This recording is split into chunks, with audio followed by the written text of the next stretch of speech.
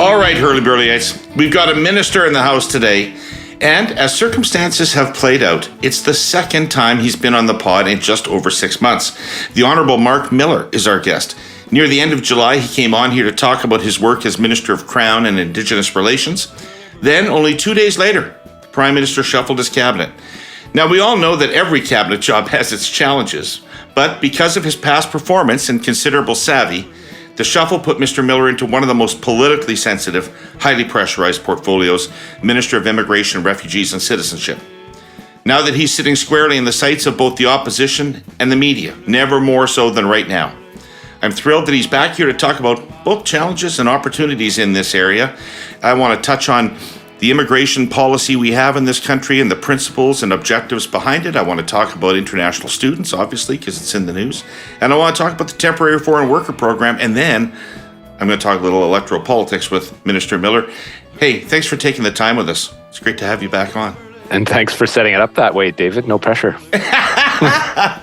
Speaking of pressure, do you know anybody who could score 50 goals for the Montreal Canadiens? I mean, this is what I want more than anything right now.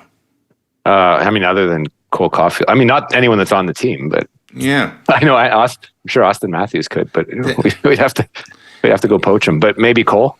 We got to get Sir Savard to smuggle some Czech that nobody's ever heard of into the lineup. We got to get something, man. We need a goal. I know. I don't want to get fired, so I won't comment on the Habs. I love them unconditionally, and they're fun, cool. They're a cool young team to watch. It just fired. What do you work for, Molson? I won't tell you my beer preference because it's very serious. But it'll get me fired too. All these hot issues have nothing to do with mine. That'll be a lot more electorally consequential to me if I give you my real opinion. Yeah. Well, listen. Speaking of hot issues. As I said, you're in the news more than ever, and on another huge issue for Canada. I want to start at the very beginning, because I don't really understand it anymore. And I'm not blaming you or this government for that. It's just the way things have evolved. What's the objective of Canada's immigration policy? Not the temporary foreign workers or the students, but the immigration policy. Because it feels like over my life, it's navigated from an act of compassion and generosity on the part of Canadians toward people who are less fortunate around the world to an economic policy where we need these people to do hard work and to pay our pensions. So what are we doing? Are we opening ourselves up to the less fortunate? Are we building a pluralistic, diverse society that we believe in? Or are we bringing in the next generation of people because we're not having enough babies? What are we trying to do? Well, I think there are a number of themes, and I think that you layer on a lot of cognitive dissonance to the discussion to this as well, David, because talking honestly and openly about immigration policy in Canada is really fraught. You talked about your lifetime, but slightly before that, let's recall that the migration policy was one that was highly focused towards Western Europe, open when only white people could get in, and it didn't need to be on a specialized program with X amount of capital. It was essentially the settlement of Canada. Montreal's population doubled in the late 1800s because Irish people came and they couldn't pay the tax to go into the port of New York. So it's gone from something very open and Indigenous. In my prior portfolio, Indigenous people would remind me every often that I myself am an immigrant. To one that, from basically a racial-based document to one that is obviously much less discriminatory throughout, going through the 60s, where we started to open it up to people that were not from Western Europe. And now I think as a data point, for the first time, I think in our history, there are more people that are coming in from Africa than there are from Western Europe. So it's taken a long time, and given the demographics, you could see how the math works that way. But it's taken a very long time to get here. And I think we've addressed a number of themes as a country. One, opening us up to diversity, but also to fulfill some essential parts of our economy. One, settling the West, but also moving up into more specialized programs based on sponsorship or capital, with programs that have moved and evolved over the over the years and over the decades to a big sort of mishmash of policies, disconcerting in their coherence at times, to where we are today. So, the pie chart of that looks a bit like this: 60% in a broad economic class that breaks down to all these subcategories: high skilled workers, provinces that can pick and choose whoever they want, 6 or 7 policies in between, a humanitarian aspect that has been very much in the spotlight over the last few years, usually during an electoral cycle, whether you're talking about Afghan refugees, Syrian refugees, or the welcoming of Ukrainians that are fleeing a nuclear aggressor. And in between there, sandwiched in there, 20%, so a 60% split of economic migration, 20% of humanitarian protected peoples, and then a 20% of family reunification. Obviously, as the diaspora grows, people want the opportunity to bring in spouses or their parents, grandparents, all with a set of limitations associated to them, whether they're financial or whether they're numeric in nature. So discriminatory, open but discriminatory, with a number of overlapping policies that can be bewildering and at times, frankly, discriminatory. And so that is sort of the big machine that is immigration refugee Canada. And frankly, to regular Joe, wild and frankly within our own caucus and Parliament, wildly misunderstood. And so therein lies often some of the tension, that when you're demystifying things, people go, "Oh yeah, this makes sense." But often it gets lumped into one big number that no one really necessarily understands or can unpack. But it's one that has been necessary for, at least it has been the biggest economic driver of this government and even previous governments, because it has been the net contributor to the gross increase into the gross domestic product, and responsible for 96% of the net entrance into the workforce. So an important motor. And when you hear people saying cut, it's important to it's important to kind of unpack that and say, well, where would you actually cut? And often when it comes to a constituent or a colleague MP, certainly not in their own backyard. Right. So I think, if I am right, the Harper government was admitting about 250,000 immigrants a year. And this government's policy raised that to around 500,000 immigrants a year. So what were the considerations supporting that increase? Well, a number of them in the first place. I think we felt coming into power that there was room to grow. And that's in a context of a department that had a lot of bumps and bruises to it, inefficiencies really operating in the... To what end, though? Just to be clear, room to grow... I think room to grow. I'm trying to put that in a context where, as a regular MP going into talking to a minister wanting to increase the levels, having 200 cases in my riding was not that were problematic, was not a very good business case, because my thinking was, let's get our ship in order before we start taking the next step. There is a very strong economic motive. I think what is wildly misunderstood, and you see them in citizenship ceremonies, mostly everyone has a job and a reason to come here.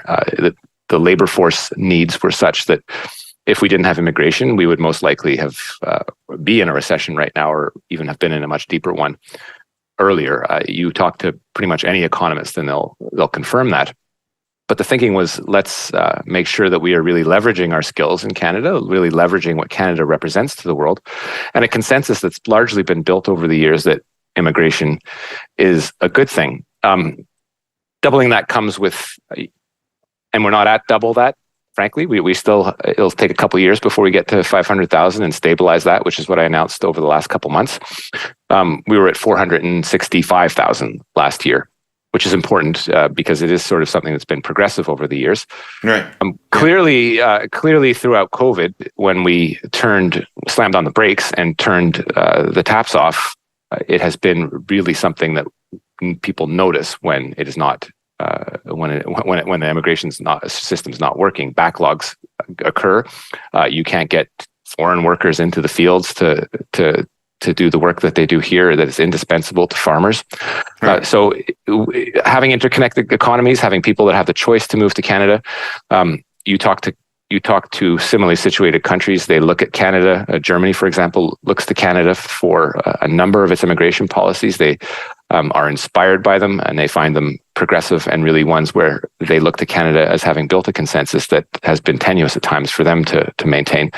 It's very difficult to compare countries, but in terms of the policies, Canada is generally seen by our peers as being quite progressive. And that's something that's nice to see. Now, we have a challenge, I think, in the country in maintaining that consensus, particularly with the winds that are blowing quite strongly across the Western Hemisphere against immigration. Yeah, I noticed that once it got linked to housing, and housing became a very, very topical issue and got linked to immigration, that public sentiment swung pretty swiftly in favor of admitting fewer immigrants than we're currently admitting, according to the polls I've seen, in any event. And I was wondering whether you thought those two issues are actually that tightly correlated, or whether the housing issue exacerbated some already underlying tensions or anxieties about immigration in the country. I think a little bit of the latter, David. There's certainly a correlation. The causation is really the question mark. When you're an economist, you look at volumes. When I'm the Minister of Immigration, I look at volumes, but I also look at humans. People weren't having this discussion when there were housing challenges in terms of supply for those most affected when I was running for Parliament in downtown Montreal in 2015, principally because people like me in the income bracket that I'm at were getting free debt.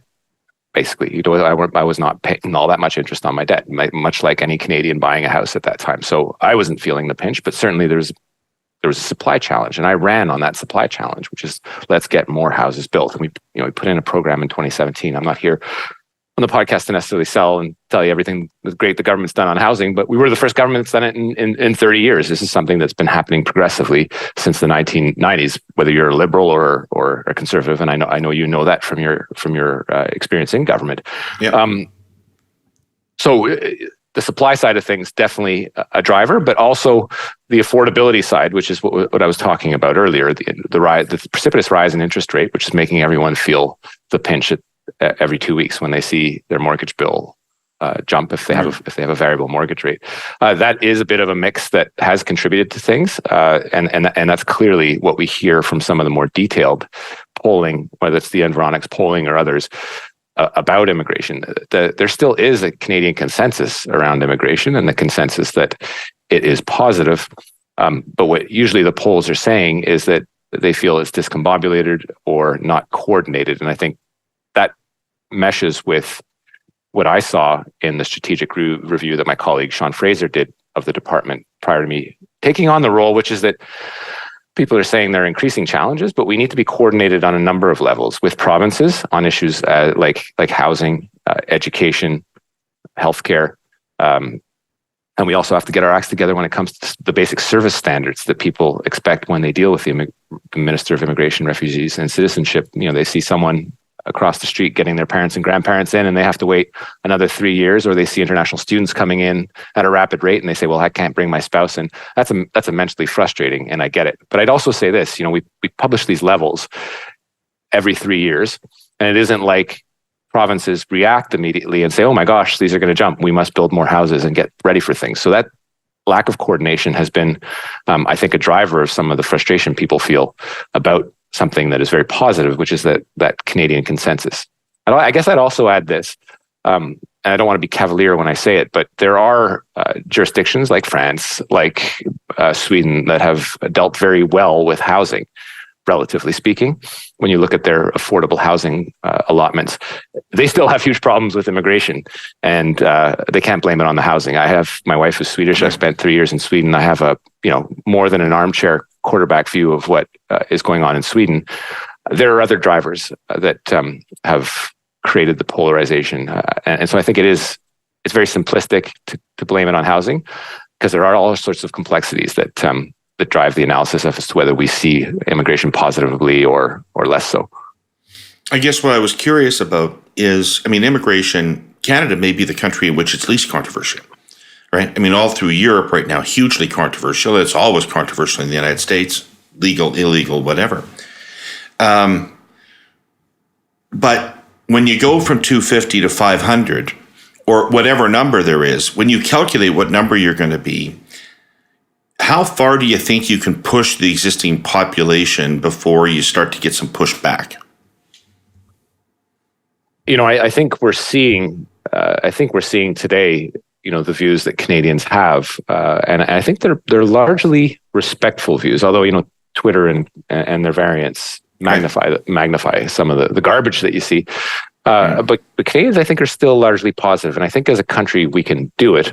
But we have to prepare for it. And so one of the points about the strategic review, which I know is an internal document that very few people will eventually read, I've read it a couple times, is that perhaps it makes more sense to plan it in advance and give people more than 3 years advance. But it's also naive to think that if you give provinces and territories that have the jurisdiction over health, housing, education, that advance notice, that the politicians of the day, regardless of political stripes, are suddenly going to adjust and say, "Oh, good Lord, let's now build more houses because the feds are bringing in more people." And I'm mischaracterizing the relationship because it is a little more intimate than that. But coordinated policy in a federation has always been a challenge, regardless of the issue area.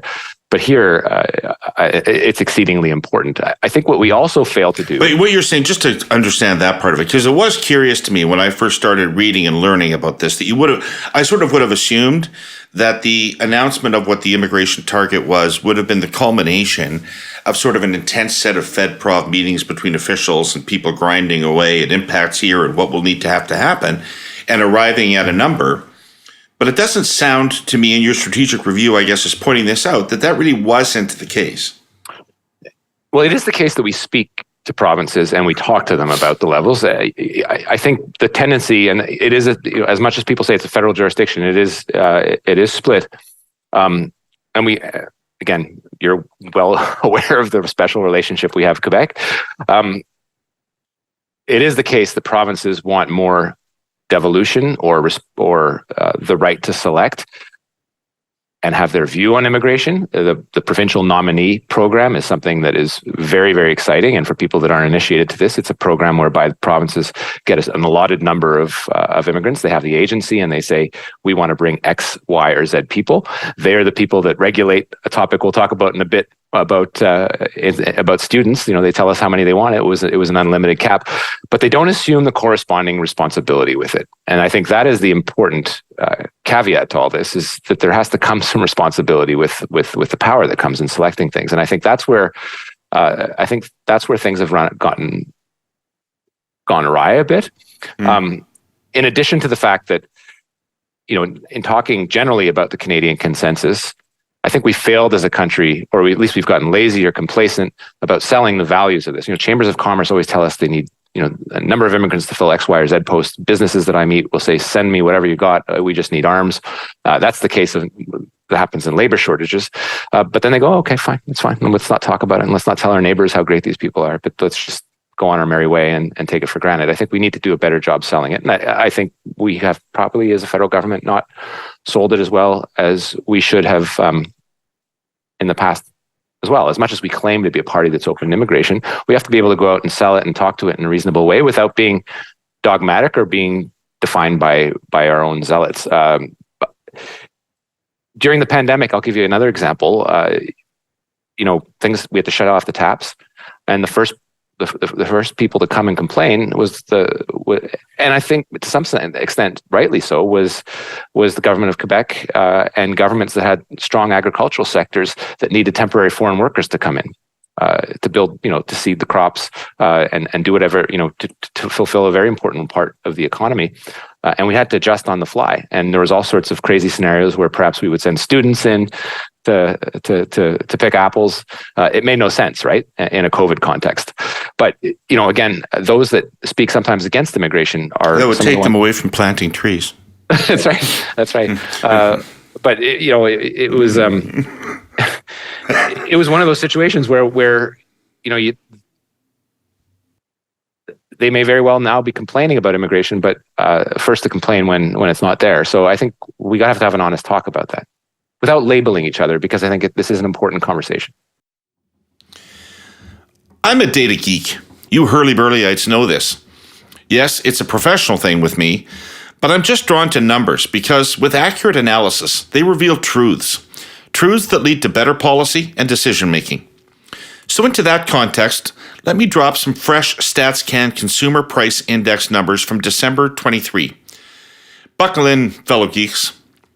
For the 12-month period from December 22 to December 23, the average price for all items measured by CPI rose by 3.4%.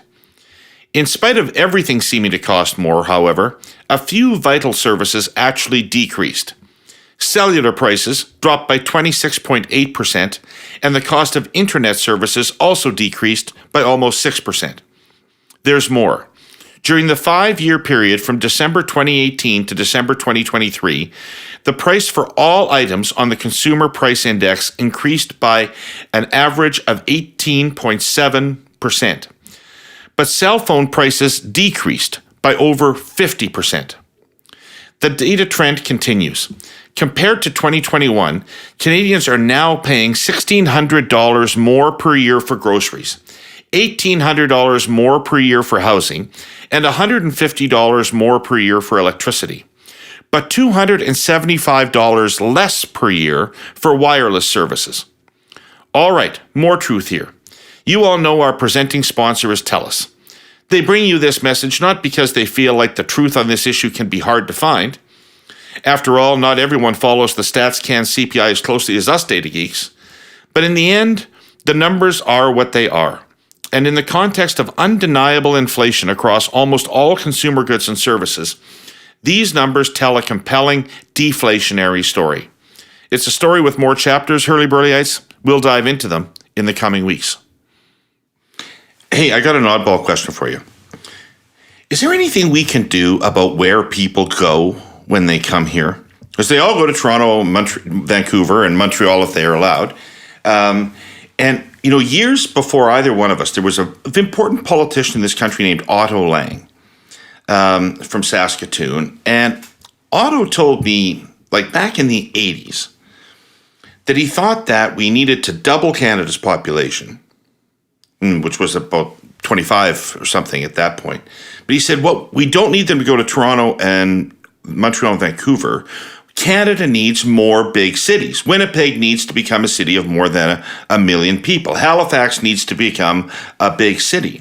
Now, since he said that, Calgary and Edmonton have actually become big cities. But what do you think about that? Like, is there any, are we going to continue to have just those three centers growing through immigration, or is there any chance that we can develop some other metropolises in the country? Yeah, I mean, or even, you know, bolster some of the rural communities that are really struggling and some of the services that people are getting there. It's a super important point, and it's undeniable, regardless of whether we're talking about immigration, that there are extreme pulls towards urban areas, and by that it's the Montreal, Toronto, Vancouver, Calgary, etc. And that exists regardless, you know, in our whole discussion about the rural-urban dynamic in Canada, but the pull that these provinces have when it comes to immigration. We look at numbers by provinces where people have set up, and it's called a springboard into these areas. People will go to Saskatchewan and then migrate, or go to Newfoundland and then migrate to an urban center. That is right. The reality of things. I think we could fight against it, and we have an Atlantic pilot program that's been relatively successful. The provincial nominee program, which gives a lot of discretion to the provinces in selecting the people that come to the province, and a rural pilot that we're looking to make permanent. These are really cool because it brings people into the places where they're needed. Yeah. It also gives agency. It's not the big feds driving a bunch of people into a particular rural area where they have no particular contact and less direct contact with people than sort of the mayors and the businesses have, or the province for that matter. But again, to my earlier point, it comes with a set of responsibilities that are incumbent on people to make sure that they're properly surrounded, housed. I have a particular dynamic as the minister in charge of making sure that we are pushing francophone immigration into areas that are being depopulated through the demographic challenges, whether it's Franco-Ontarian portions of Canada, whether it's the Acadian Peninsula or the Acadians in Nova Scotia. That is something that is exceedingly important for who we are as a country, so that we don't reinforce the two solitudes that define who we are, but also make sure that we are fulfilling our legal obligations under the remake of the Official Languages Act that we passed just earlier on this year.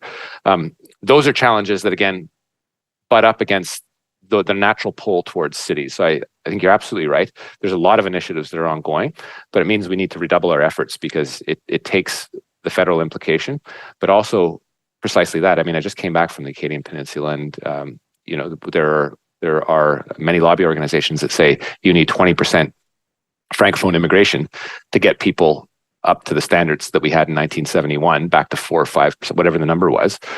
But it's going to take a huge bunch of efforts. I can't take 20% of people and move them into a small town of 60 people without real social effects, or perhaps carry-on effects that happen when it comes to schooling or education, or just the challenges with diversity and real discussions about race and identity and belonging, which is sort of the natural course of any discussion and any result of mass migration. Right. Okay, let's move on to temporary foreign workers. You're part of a proudly progressive government. The government's been very progressive on labor issues. Kudos to the minister, in my view, on that front. Why hasn't the government taken a deeper dive into the temporary foreign worker program to see to what extent it's allowing employers to avoid paying Canadians a decent wage? Well, one, I think we should. I've been public in the recent past about this, that we've become addicted to temporary foreign workers. But it's an area that is sort of wildly misunderstood. There's the classic conception of temporary foreign workers is the example I gave you before for illustrative purposes, agricultural workers that come, for example, from Mexico or the Caribbean. Some of the hardest workers I've ever seen. I've spent some time on a farm with some of these workers. I've never seen people work that hard, but they're paid shitty wages, and they're not treated well at times. However, there are lots of farmers and agricultural sites where people are well treated, well taken care of, but it is done at a lower wage price point so that we can have and compete in a market that is very, very competitive, so that people can have, for example, cheap fruits and vegetables. Have we had a real discussion in our country about what that means for who we are and how we perceive ourselves to be progressive? I don't think so. It is a small, and the UN rapporteur used some pretty harsh words towards Canada by saying that some of the practices that he saw were tantamount to modern slavery. I resist that characterization. More concerned about what he observed so that we can address it. The causes of that are multiple. One, single employer visas, which tie the employee to the site, have driven a set of conditions where it not only drives down wages, but disincentivizes someone from speaking up if they feel that they're treated poorly. And that, I think, is a clear reality. The Senate's currently studying that, and I don't hold the entire portfolio on that. My colleague Randy Boissonneau does as well. But that's an area that we'll have to look at to see what reforms we can put in place to protect people. I mean, we have to make sure that employers in Canada are treating people fairly. It's a very basic premise, but that's only like a 10%. But you've been talking about the actual workers themselves, and I am sympathetic to them, and I understand that there's a lot of issues about their conditions. But I'm actually interested in people who want to work at the McDonald's in Fort McMurray, but want to get paid a Fort McMurray wage for it. And the McDonald's says, actually, we don't want to pay you a Fort McMurray wage. We'll get temporary foreign workers to work in McDonald's. To me, that's bogus. Yeah, I mean, you have to take I guess you got to take the good and the bad with that. The McDonald's will say they should be paid what we pay other people around Canada, and there are labor market impact assessments where... Come on, everybody in that place is making well over 6 figures. That's a different economy in that place. I get it, but I just don't think there's a rational reason you'll convince anyone they should make $100,000 for serving coffee. But I do get it, and there are people that will fill those spots at the price point you're talking about. So are these practices depressing wages? I believe so at times, and we have become addicted to temporary foreign workers. But like I said, they are wildly misunderstood in what they are as a concept. You You have temporary foreign workers that are here because they have visas because they fled Ukraine. You have spouses of students that have work visas. You have students themselves that have work visas. I have a program under all our international agreements where if you believe in international mobility of labor, you will welcome generally high-skilled folks the same way I got a visa to go practice law in New York City, right? And so when people say shut this down, you have to follow that through and say, well, are you going to shut down the trade agreements that allow these practices to occur and these employment practices to be encouraged in the first place? And I think largely the question is no, since we're a country that is very proud of having an agreement with every single G7 country that no other G7 country has. No. So I think that it is something that needs to be broken down. It is, obviously there are lots of folks who will always have a simple answer to this, but I will not deny that there are areas in the economy where we've become addicted to this, and it can tend towards depressing the market prices. Yeah, nobody's going to have a tag day for lawyers or bond traders that want to go to New York City, but it just seems the number's up over 1 million now, and it's grown hugely. And when people say we can't get Canadians to do this work, I'm kind of suspicious that what they're really saying is we can't get Canadians to do this work at that price, or at a price we want to pay. And in some cases that may be legitimate, in other cases that may not be. And I just, yeah, and where it is and where it isn't is where we have a job to do to figure that out. Okay, cool. Students. Some business will say we'll just shut down and then you won't have the service you're looking for, right? Like, it's not a perfect supply-demand match. Sometimes there are market failures, and that happens. Right. Okay. Well, there might be other solutions to those market failures too. But. So, right about now, publicly traded companies are reporting a slew of data from the last quarter of 2023. They have to do that. Investors make decisions based on metrics that measure performance. The market is pitiless. There's no hiding. So anyway, there's something called a beat. That happens when a company's performance actually exceeds the forecasts of expert stock analysts. A beat is a coveted thing, and our sponsor CN just delivered one. 2023 was a good year for the railway. I'm not going to dwell here on the crass financial details. Suffice it to say, shareholders are happy and analysts are impressed. There are other metrics I find more interesting. The rate of workplace injuries came in at a record low, down 13%. CN relentlessly preaches that safety is priority one and sinks a lot of money into safety, and it's clearly paying off. The other prime directive at CN is just as simple. Trains must leave the station on time and arrive on time. Shippers crave punctuality. So do farmers and manufacturers and foresters. Better punctuality increases something called car velocity, the number of miles the average train travels in a day. The better the velocity, the more efficient the system, and the happier everybody is. CN's car velocity improved 9% last year. That's a big deal. I noticed that something called through dwell improved last year too, by 8%. Basically, that's how long a train sits in a terminal.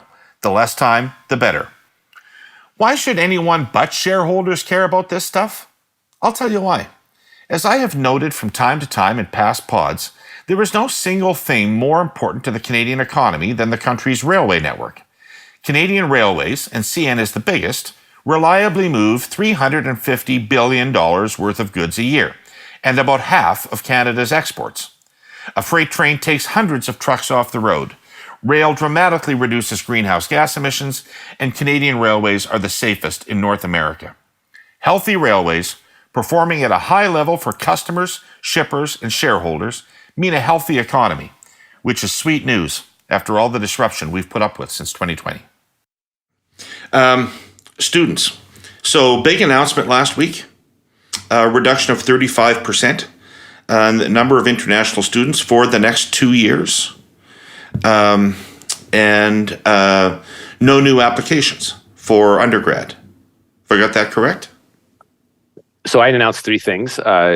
One, a cap and the fantasy baseball people are probably salivating, but there's no cap space to trade in Quebec or Alberta or Saskatchewan. So, my chief of staff is one of those. So, we made sure you couldn't trade the cap space. But basically the way that we've never had a cap on international students in Canada, and generally it's been okay that way. The intake that I saw this year was really jaw-dropping, and if we'd let it go amok, we would have been at 1.4 million students by next year, and that is regardless of the fact that we reject 40% of the applications. I took a number of measures in the fall to double the solvency requirements for people coming into this country. It costs money to live here. Put together a model where we're actually verifying offer letters. We hadn't been doing that previously to make sure that there's, the worst aspects and the most egregious aspects of the fraud were being taken care of.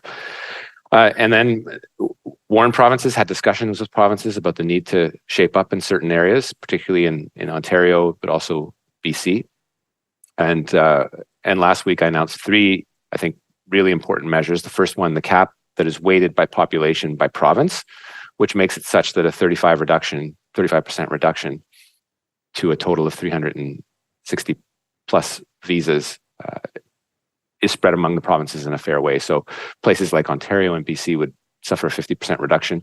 Quebec would have some room to move. Saskatchewan would have some room to move. Alberta, obviously the territories, and I believe, if I recall correctly, Newfoundland. But the rest would have to do something. It is a significant reduction, but not a significant reduction if you compare it over 10 years.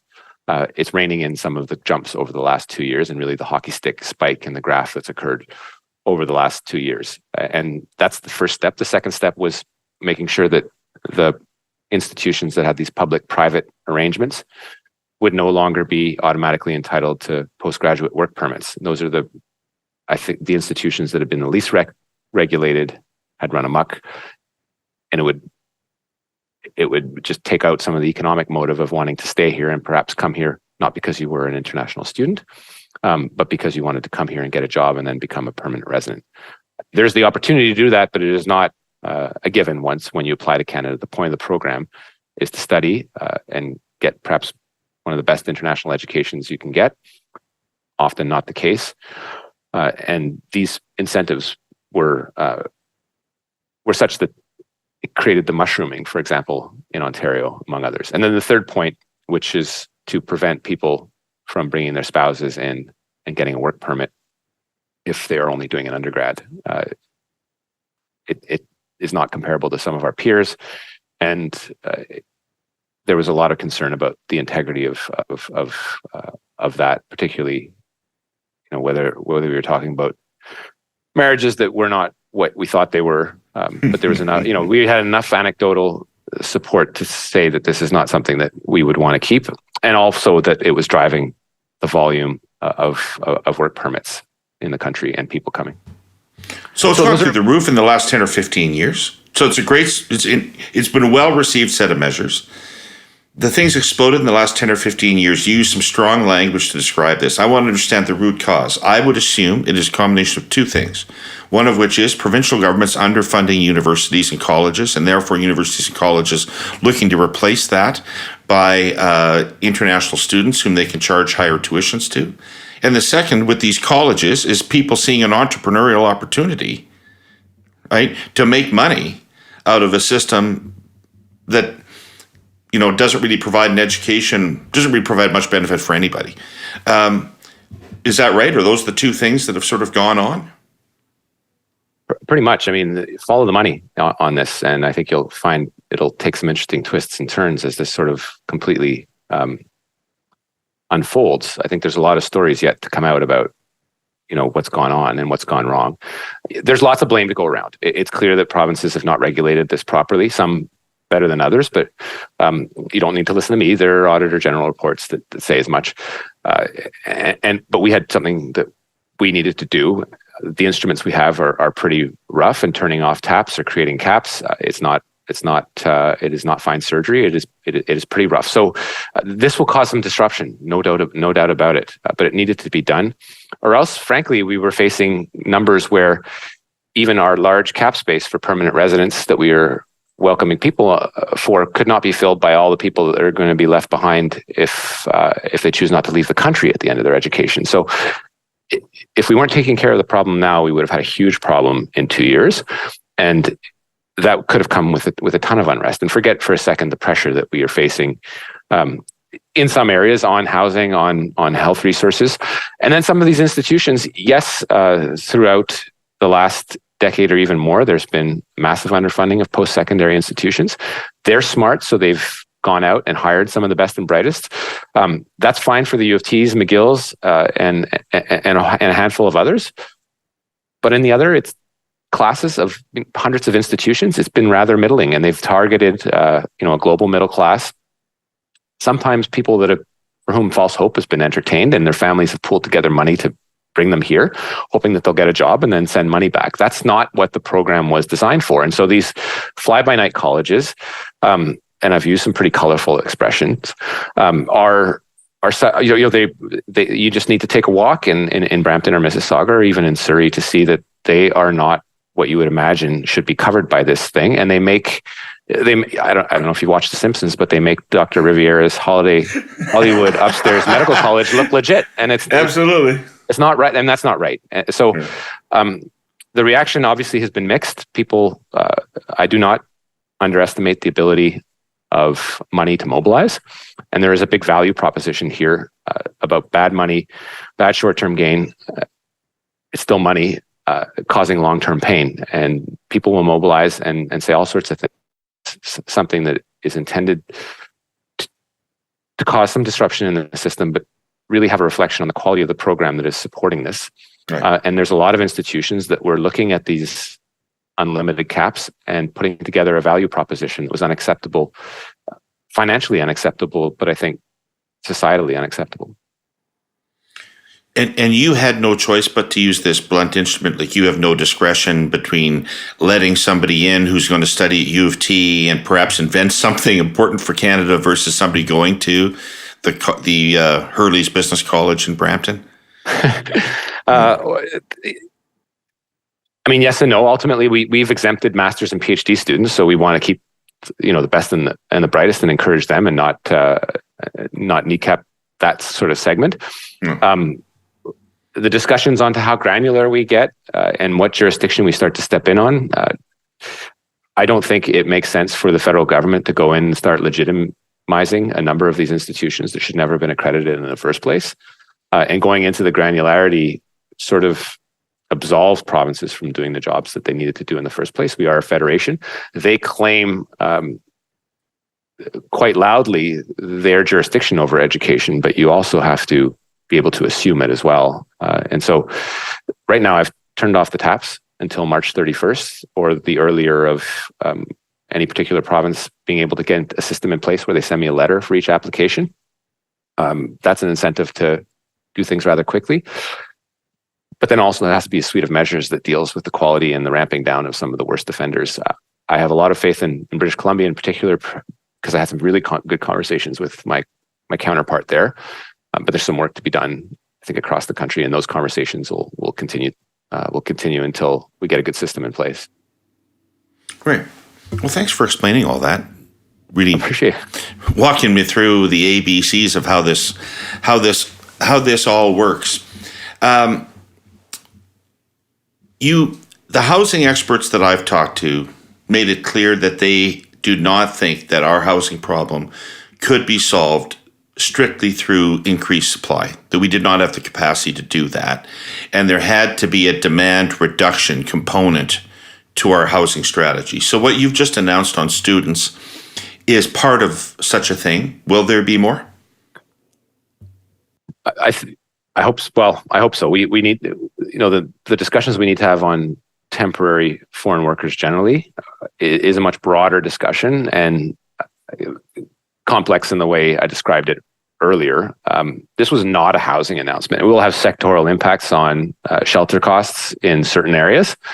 And Benjamin Tal, it was celebrated from a housing point of view, though. Like economists, everybody were going, "Hey, this is going to help on the housing front." it was nice that he see credible people like Benny Tall, who don't necessarily always agree with him, but say that this is probably the most significant affordability announcement that we made. But the principle behind it, first and foremost, was to make sure that we were shoring up the integrity of a system that had run amok a bit. But clearly, there has been volume that has driven up shelter costs, and it's something that we need to address in a better way. I think we have to be very careful on the next steps because, you read various reports, including one from Desjardins on the reduction of temporary foreign workers. It could make a recession worse if we do it the wrong way, and it is not uncomplicated to unpack, and that is something will require, studies with provincial labor analyses and our internal analyses as to where we make the next surgical step. We are still in a shortage of labor across the country. We can be more surgical in how we do things. I know economists and editorialists tend to look at Tony Gravel's speech that he delivered at the end of the year last year. We all those of us that were interested got an opportunity to read it in the all-night voting session because it had just come out. But they pick and choose the points that he made, whether they're being critical or positive. But I think the net takeaway from that is we have a conundrum on our hands, and it is one that is not that is formidable. But we can't simply ratchet one area of it without understanding the complexities and the carry-on effects.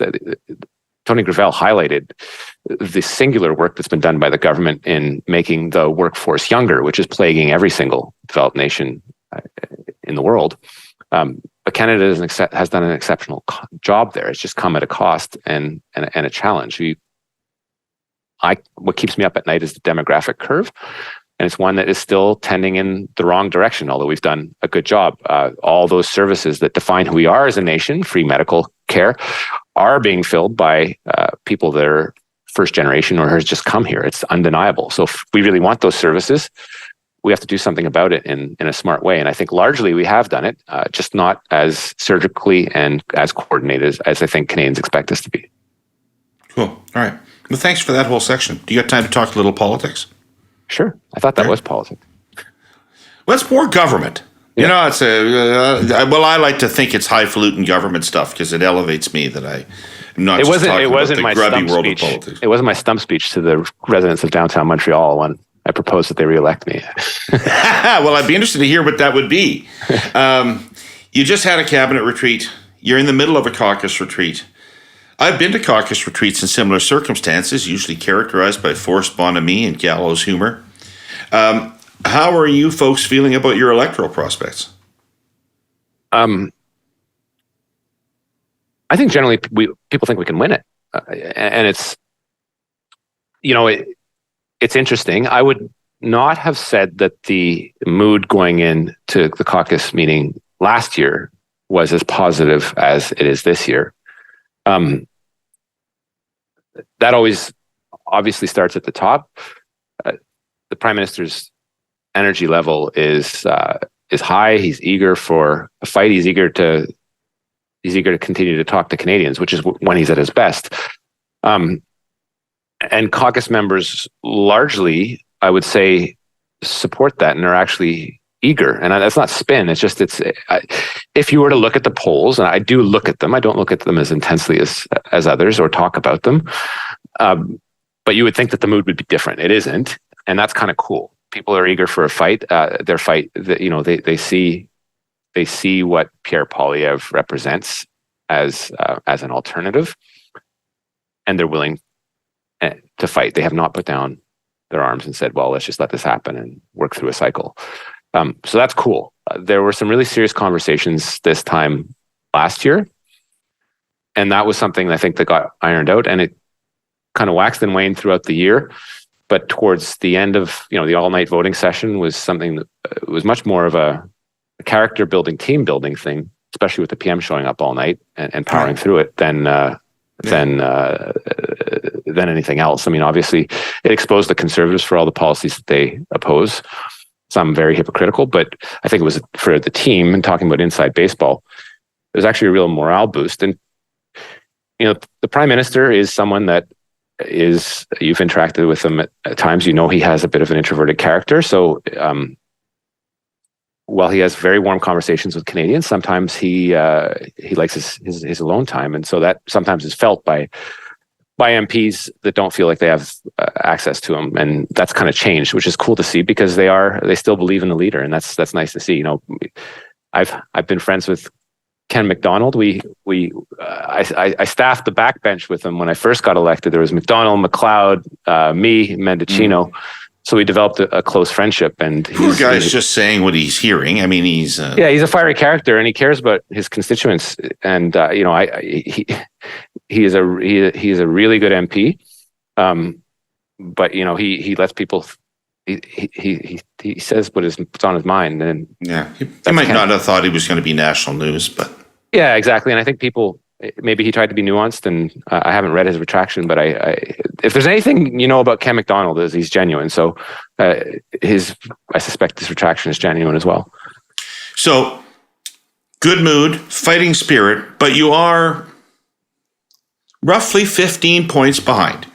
Now there's 2 years to go, but roughly 15 points behind. I say this genuinely. To what extent do you think you have a policy problem? To what extent do you think you have a communications problem? And to what extent do you think the fates are just conspiring against you? And I'm wondering whether there's any sense inside the government that maybe we have to do some things differently than we have been doing them. I think a couple things, and they kind of mixed. You put some interesting categories for me to comment on. I'll mash them all together and hope it makes sense. Right. Governments, and ours is no exception, have always had communications problems. And let's be honest about that. And sometimes we speak with these, fancy words, usually because we don't understand the policy and we try to make it sound good. But we stop talking like people. We start talking like our deputy ministers, and that's not good because we're not reaching people. And we're not having real conversations. We're talking at people. I'd say there's sort of an inflection point in and around coming out of COVID that led Canadians to believe, and I think we did in the circumstances an exceptional job. The data proves it. But we left the impression with Canadians that the Constitution doesn't exist and we can be everything and anything to anyone. In a fiscal environment where we frankly cleaned the balance sheets of provinces by shifting a ton of money away from the federal government into provinces. And with conservative leaning provinces, we've created a situation where the fiscal room is not where it was even prior to COVID, but even in the mood that underpinned fiscal decision-making, budget decision-making prior to COVID. I still think our 2019 budget, the one that no one remembers, that had all sorts of great things in it, was one of our better budgets. But I guess people forget those things. But it did give us the opportunity to maneuver and do targeted things that were really good for the country and really good for electoral politics. We don't have that margin to maneuver anymore, and I think that is making people think that the government isn't everything to everyone. And it comes with a challenge that I think should be incumbent on any government, which is to really focus your message on the key points that are important to Canadians and important to who you represent. So I've used this analogy before in private, but people are walking into a half decent restaurant, but they're really bewildered by the massive menu with all the items on it. We need to kind of tailor the menu to what people are going to buy and to what we believe credibly we can sell, and start talking about that. There's also, that's the hope, that's the vision, and that's what we need to present to Canadians. I think there's a very credible narrative there that is very appealing to the vast majority of the country. I do think we have to deal with a problem that we have not faced before, which is the style of politics that Pierre Poilievre represents. You've had some strong words about him. Yeah, and I believe in them. I still think he's a jerk. I don't think he's an unlikable character, and I think he's a snake oil salesman. I don't fundamentally understand how you could believe anything that comes out of his mouth. Now, I sort of have to intellectualize that. Very emotional. I don't understand how you come to that view. How do you come to that view? I've never, a lot of it's gut, and a lot of it's some of the policies that he's done sort of 180s on. some of the stuff he's said in the past. I didn't like his position in the portfolio I had before on Indigenous peoples. I don't like the fact that he has played footsies with, I'm never going to accuse him of being bigoted or racist, but he plays footsies with people like that. And his behavior during the convoy was, I think, despicable. He's roll up the extreme right-wing rim to win with his Timmy's coffee he kept serving to some of these knuckleheads. Right. And just egging these people on. This was a serious event, and you need serious leadership. And I think I've seen him sneer at people. I've seen him the way he treats his friends. I saw how he treated Jean Charest, a guy I respect, never agreed with everything he said, but I've seen the way he's treated his opponents. So, if you think you're going to be treated well by Pierre Poilievre, look how he treats his friends. And I just don't like him. So obviously you have to park that, because I don't think we get elected just because we don't like a guy. But I do think the Canadians, when they see a guy like that, will have second thoughts. And I profoundly believe that. We also have to offer them something. And if I know anything about this party after having been in Parliament for 8 years, is that we are sometimes our own worst enemies and have a tendency to shoot ourselves in the foot and keep on shooting at times. So that, I don't underestimate that ability or inability, however you characterize it, in our own problems. So we got to get our own stuff together, characterize the guy who I think is the way I described him, and offer an alternative vision. Give me the elevator pitch to re-elect the government right now. So you got a Liberal out there. They're sitting in a bar, and Trudeau comes on the television, and the person at the bar next to him says, "Fuck Trudeau, it's time for him to go." What's that person supposed to say? David, I'm at the bar. I'm off the clock. It's going to piss me off that he says, I think how we got to a place in this country where it's fuck Trudeau is ridiculous. Like or how it became mainstream and how it, didn't get called out. I don't like the disembodiment of the Prime Minister where people feel that they can personally say that. And it's frustrating me. But if I'm at the bar, I'm off the clock. So I'm not giving anyone the elevator pitch in the bar. And I hope they don't come at me. I've had people recognize me. It's rare, but I've had people recognize me when I'm in civvies, and I'm just like, guys, I'm off the clock. I'll talk to you about the beer you bought, and I'll do some banter with you. But I do think that we do have an obligation to talk to people. I think if you have that polarized the view of the Prime Minister, I'm probably not going to spend too much time with you, because just numbers game. I'm going to talk to people that may be a little more on the fence. But yeah, I'm constitutionally unable to give an elevator in a bar and to a guy like that. It's never wise to talk politics in a bar. It's never worked out well for me, ever. No. Minister, thank you for your time today. Great conversation. I really appreciate it. I'd like to thank our presenting sponsor, TELUS, and our sponsor, CN Rail. All of you Herle Burly-ites for watching and listening. And we'll be back next week, but not with Marc Miller. Marc, thank you so much. Great conversation. Thanks, David. Thanks. Good luck with it's hugely, just to stop with, it is fucking hugely important for Canada that this project continue to succeed. And, anytime you see these kind of ripples in the force around immigration, it's always concerning. So I'm glad you're there, and I'm glad you're doing what you're doing. Thanks so much. Thanks for having me on. Okay. Take care, man. See ya. Yeah.